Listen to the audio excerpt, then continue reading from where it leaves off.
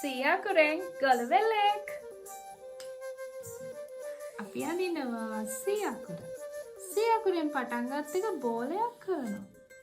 ඊට පස්සේ මෙහෙම හැඩයක් දානවා. මේක අපි බෙදා ගන්නවා. දැන් ඔන්න ගොළුබෙලි හාමිගේ මෙන්න මේ කොටස. මෙයාට දානවා ලස්සන ඇස් එකක්. එහෙම සිහාට නැහැකට. ඔන්න අපේ ගොළුබෙලි හාමි නම් ඇඳලා ඉවරයි. මෙන්න මෙයාව අපි ෆ්ලැටික් නම් එකෙන් මේ විදිහට පාස් කරමු.